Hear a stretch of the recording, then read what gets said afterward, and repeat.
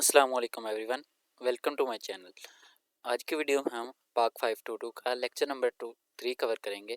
पिछले लेक्चर में हमने मुस्लिम रूल का डिक्लाइन और 1857 की वार ऑफ इंडिपेंडेंस पढ़ी थी और हमने देखा था किस तरह मुगल एम्पायर अंदर से खोखला हो गया, इन एक्सटर्नल पावर्स पावरफुल हो गई, ब्रिटिश ईस्ट इंडिया कंपनी आ गई और 1857 की जंग हुई और उसमें हिंदूज़ और मुसलमानों ने मिलकर ब्रिटिश के खिलाफ लड़ी थी लेकिन हार गए थे और उसके बाद सारा मलबा मुसलमानों पर पड़ गया था। अब सवाल ये है कि इतनी तबाही के बाद मुसलमानों ने वापस उठना कैसे शुरू किया। इसका जवाब था अलीगढ़ मूवमेंट, सर सैयद अहमद खान की वो कोशिश जिसने मुसलमानों को एजुकेशनल और इंटेलेक्चुअल तौर पर वापस जिंदा किया। आज के लेक्चर में हम इसी रिवाइवल की कहानी को पढ़ेंगे। ये वो फेज़ था जहां मुसलमानों ने अपने गिरते हुए हालात से निकलने का रास्ता ढूंढा। ये लेक्चर हमें बताता है कि मुसलमानों ने 1857 की जंग आज़ादी की एजुकेशनल बैकवर्डनेस से कैसे निजात पाई। इस लेक्चर में हम पढ़ेंगे कि एजुकेशनल बैकवर्डनेस के हालात कितने ख़राब थे, उसके बाद अलीगढ़ मूवमेंट, इस्लामिया कॉलेज पेशावर और एजुकेशनल रिफॉर्म्स का इम्पैक्ट। इस लेक्चर के बाद आप समझ जाएंगे कि सर सैयद अहमद खान की वजह से मुसलमानों ने मॉडर्न एजुकेशन अपनाकर अपनी पहचान कैसे बचाई और आगे चलकर पॉलिटिकल स्ट्रगल के लिए कैसे तैयार हुए। The Muslim of India were in very bad condition, they had lost their political power and their economic strength. यानी कि जंग आज़ादी के बाद मुसलमान इंडिया के मुसलमानों की बहुत हालत ख़राब थी, उनकी कोई सियासी पावर भी ख़त्म हो चुकी थी और उनकी वो माली तौर पर भी बहुत ज़्यादा कमज़ोर हो चुके थे। The problem of educational backwardness, मुसलमानों के पास अपना यानी कि 1857 से पहले तक मुसलमानों के पास अपना ट्रेडिशनल एजुकेशन सिस्टम था जिसमें मदरसा में पढ़ाई होती थी, सब्जेक्ट अरबी, पर्शियन और इस्लामिक लॉ और मज़हब के बारे में थे। पर्शियन मगर कोर्ट की ऑफिशियल लैंग्वेज होती थी। मदरसा पढ़े हुए मुसलमान बॉयज़ को गवर्नमेंट जॉब में आसानी से मिल जाता था। ये सिस्टम सदियों तक बहुत अच्छा काम करता रहा। उसके बाद जब 1857 की जंग आज़ादी हुई और उसके बाद उन्होंने हर जगह इंग्लिश लैंग्वेज को ऑफिशियल बना दिया। वेस्टर्न नॉलेज पर बेस पर न्यू एजुकेशन सिस्टम बनाया गया। स्कूल में इंग्लिश, साइंस और मैथमेटिक्स पढ़ाई जाने लगी और ये स्कूल बड़े बड़े शहरों में खुल गए। और यहाँ पर मेनली ना मुसलमानों के दो डर थे जिसकी वजह से वो इंग्लिश नॉलेज से बचना चाहते थे। जिसकी पहले थी कि इंग्लिश एजुकेशन से बचने से क्रिश्चियन हो जाएंगे, क्रिश्चियन इंग्लिश एजुकेशन से बच्चे क्रिश्चियन हो जाएंगे, यानी कि मिशनरी स्कूल्स चला रहे थे और लोगों को लगता था कि ये कन्वर्जन टूल है। और दूसरी थी वेस्टर्न नॉलेज उनकी इस्लामिक वैल्यूज़ और कल्चर को ख़त्म कर देगी। मुसलमानों को अपनी पहचान देने से डरते, पहचान खोने से डरते थे। और इस रिफ्यूज़ल यानी कि इंग्लिश एजुकेशन को रिफ्यूज़ करने का अंजाम हुआ कि जब मुसलमानों ने इंग्लिश एजुकेशन रिजेक्ट की तो हिंदू कम्युनिटी खासकर बंगाल और बम्बई में ने इंग्लिश एजुकेशन को फ़ौरन अपना लिया। उन्होंने गवर्नमेंट जॉब्स हासिल कर लीं, लीगल प्रोफेशनल में चले गए, मॉडर्न बिजनेस और ट्रेड में डोमिनेट करने लगे और मुस्लिम्स और भी ज़्यादा पीछे रह गए। यहाँ पर 86 की एक रिपोर्ट बता रहे हैं कि 1886 की एक ब्रिटिश गवर्नमेंट रिपोर्ट ने मुसलमानों के हालात को बहुत डरावने फिगर्स पेश किए। ये फिगर्स याद रखना बहुत ज़रूरी है। एग्ज़ाम में एमसीक्यूज़ और शॉर्ट क्वेश्चन दोनों में आ सकते हैं। जिसमें पहले थे कि 1871 में लेस देन वन यानी कि हर 7 हिंदू एम्प्लॉइज़ पर एक से भी कम मुसलमान जॉब में है, ठीक है। और दूसरा था 1880 में हालात और ज़्यादा ख़राब हो गए, हर 10 हिंदुओं पर एक भी मुसलमान नहीं था, हालात ख़राब हुए। ये फिगर्स इतने शॉकिंग हैं कि बंगाल ने मुसलमानों में 1/3 आबादी थे, कुछ डिस्ट्रिक्ट्स में तो 2/3 भी थे और फिर भी गवर्नमेंट जॉब्स में उनकी हालात ज़ीरो थी। और इसका ये साइकिल था कि ये एक ऐसा चक्कर था जिसमें मुसलमान फंस चुके थे, जिसका मतलब no English education, no job तो no money can not educate children and फिर बैक टू टॉप के नो इंग्लिश एजुकेशन। उसके बाद यहाँ पर लैंग्वेज पॉलिसीज़ का इसमें जिक्र हो रहा है कि ब्रिटिश ने लैंग्वेज पॉलिसीज़ भी ऐसे बदली थी कि मुसलमानों को नुकसान बहुत ज़्यादा हो गया। 1857 से पहले पर्शियन उनकी ऑफिशियल लैंग्वेज थी और मुसलमानों के लिए अच्छा था, सरकारी ज़बान थी। 1857 के बाद पर्शियन रिप्लेस्ड उर्दू की उर्दू के साथ रिप्लेस हो गई, वो भी ठीक था।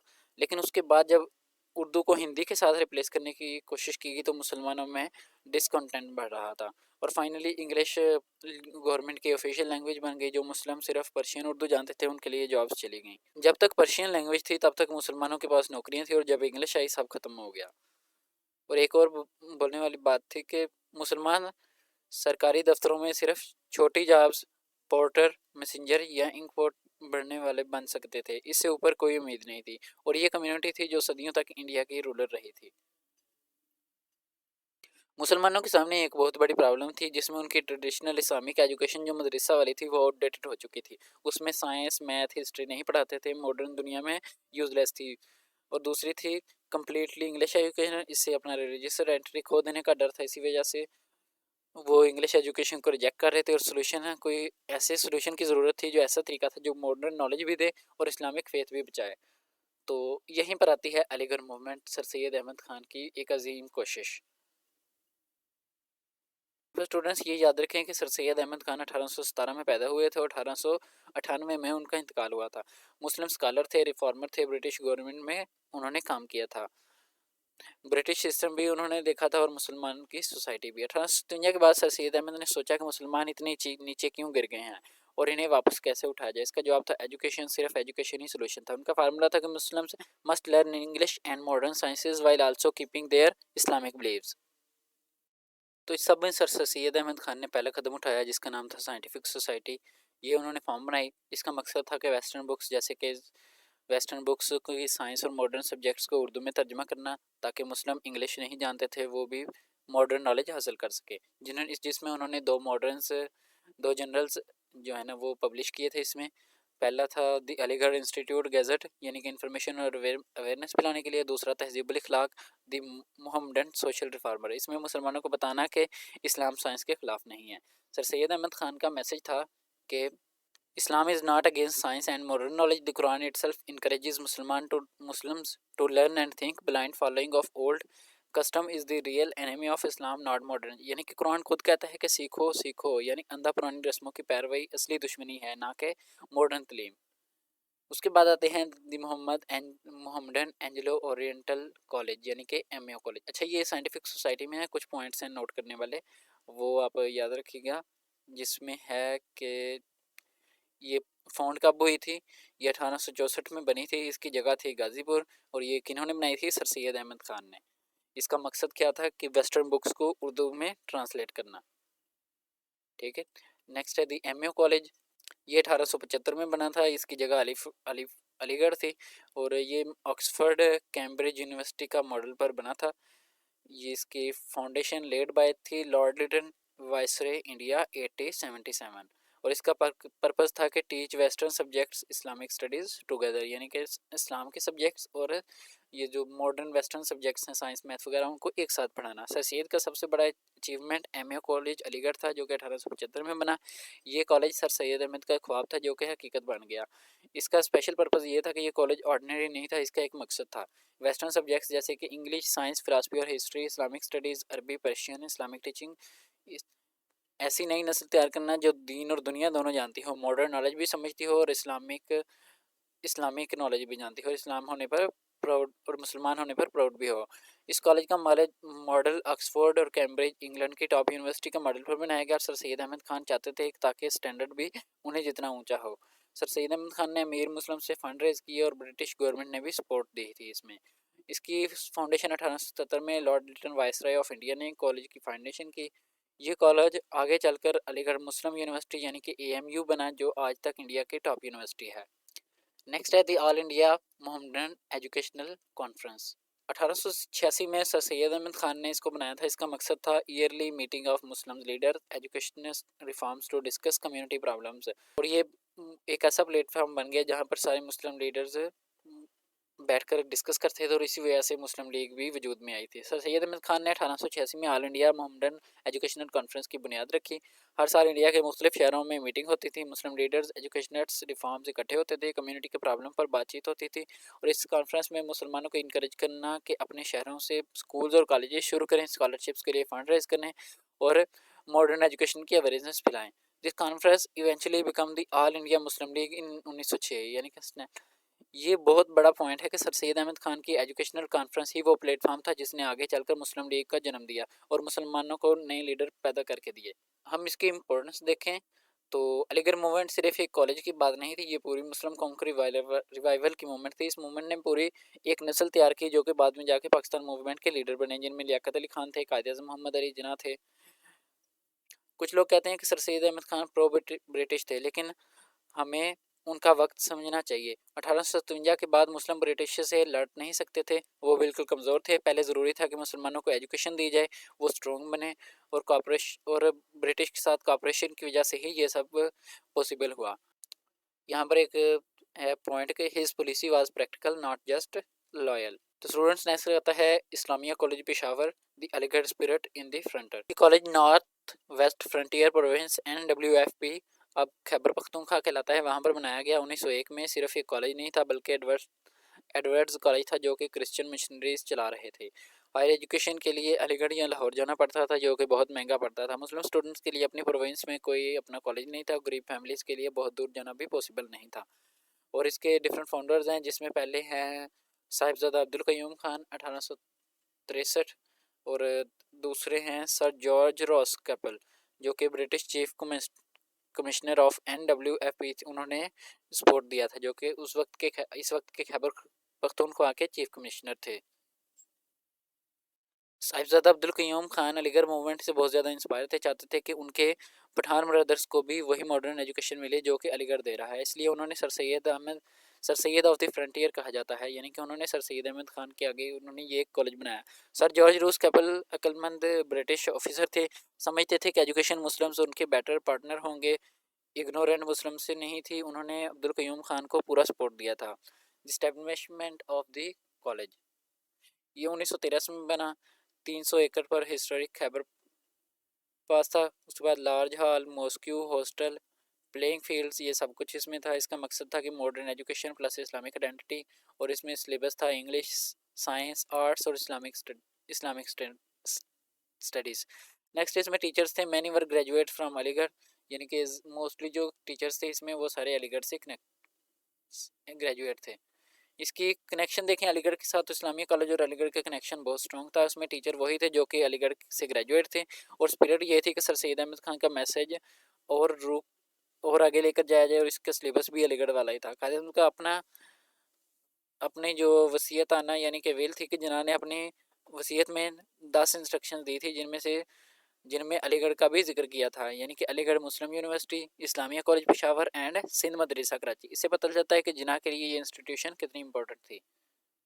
इसका हम रोल देखें पाकिस्तान की तहरीक में, तो इस्लामी कॉलेज पेशावर ने पाकिस्तान तहरीक के लिए बहुत से एक्टिव रोल प्ले किए, जिसमें स्टूडेंट्स और टीचर ने मुस्लिम लीग को ओपनली सपोर्ट किया और पाकिस्तान का पैगाम फैलाया, जबकि वहाँ कांग्रेस और नेशनलिस्ट पार्टीज़ डोमिनेट कर रही थी। कॉलेज में ऐसे लीडर प्रोड्यूस किए जो कि बाद में जाके पाकिस्तान की खिदमत कर सके। एग्जाम्पल है साहिबजादा खुर्शीद, जो कि इस कॉलेज से पहले एडमिट होने वाले स्टूडेंट थी, बाद में खैबर पख्तूनख्वा के पहले गवर्नर बने।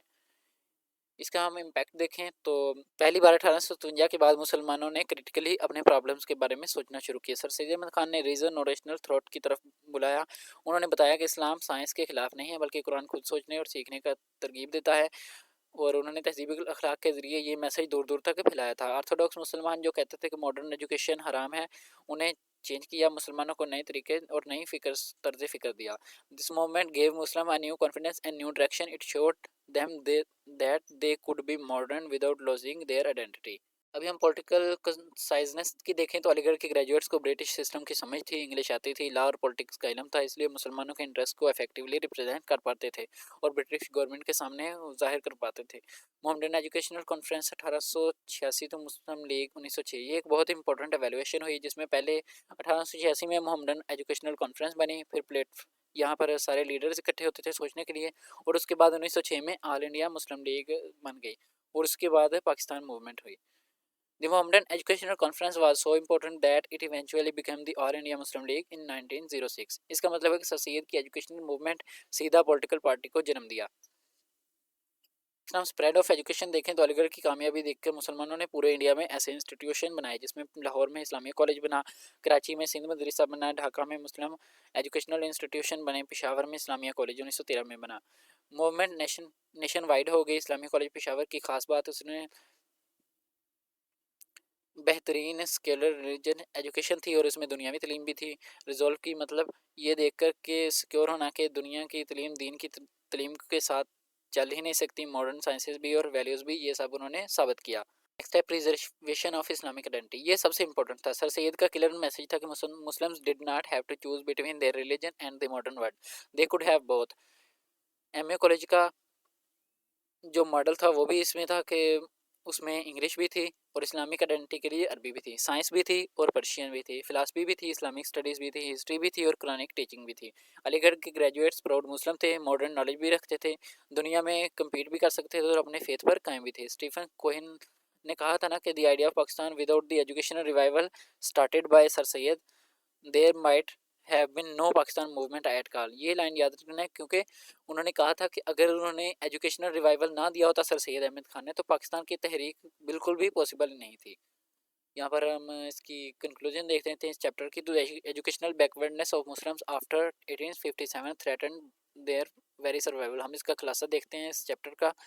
تو ہم نے اس لیکچر میں دیکھا کہ مسلمس کی ایجوکیشنل اویکنگ پڑھی. ہم نے دیکھا کہ 1857 کے بعد مسلمانوں نے انگلش ایجوکیشن ریجیکٹ کر دی تھی. انہیں ڈر تھا کہ بچے کرسچن ہو جائیں گے. 1886 کی رپورٹ کے مطابق گورنمنٹ جاب میں مسلمانوں کی پروپورشن 1/10 سے بھی کم تھا. فوریجن آفس میں 54 میں سے صرف 2 مسلمان. فائنینس اینڈ ریونیو میں 75 آفس میں سے 0. اور ایک سائیکل بن گیا تھا نو ایجوکیشن نو جاب نو منی. اس کا سلوشن علی گڑھ موومنٹ تھا جس میں سائنٹیفک سوسائٹی 1864 میں بنی. ایم اے کالج 1875 میں بنا اور محمدن ایجوکیشنل کانفرنس 1886 میں بنی جو کہ مسلم لیڈر کا پلیٹ فارم بنا. اور 1906 میں ایک آل انڈیا مسلم لیگ بن گئی. اسلامیہ کالج پشاور 1913 میں بنا جس میں صاحبزادہ عبدالقیوم خان جو کہ سر سید احمد خان کے فرنٹیئر بنے اور انہوں نے علی گڑھ اسپرٹ فرنٹیئر میں لے گیا. اس کے ڈفرینٹ امپیکٹس ہوئے جس میں انٹلیکچوئل اویکنگ ہوئی یعنی مسلمان کریٹیکلی سوچنے لگ گئے. پولیٹیکل کنسائسنس ہوئی. ایجوکیشن نے پولیٹکس تک کا سفر آسان کر دیا اور ایجوکیشن اسپریڈ ہوئی جس میں لاہور کراچی ڈھاکہ اور پشاور تک اسلامک آئیڈینٹی پریزرو رہ گئی تاکہ مسلمان دین پر بھی رہے اور دنیا میں بھی. تو وداؤٹ ایجوکیشنل ریوائول نو پاکستان موومنٹ. اسٹوڈنٹ یہ تھا آج کا ہمارا لیکچر نمبر 3. امید ہے آپ کو پسند آیا ہوگا. یہ میں نے آج کی کچھ ڈیٹس ایکسٹریکٹ کی ہیں. اس کا لنک اس فائل کا لنک آپ کو ڈسکرپشن میں بھی مل جائے گا. آپ دیکھ لیجیے گا. اور اگر آپ کو ڈسکرپشن سے نہ ملے تو آپ کو ڈسکرپشن سے میرا واٹس ایپ گروپ جوائن کر کے وہاں سے بھی یہ فائل لے سکتے ہیں. اگر ویڈیو اچھی لگی ہو تو لائک کر دیں, شیئر کر دیں. چینل ویڈیو کمپینین کو سبسکرائب کر دیں. ملتے ہیں نیکسٹ لیکچر میں. تب تک کے لیے اللہ حافظ.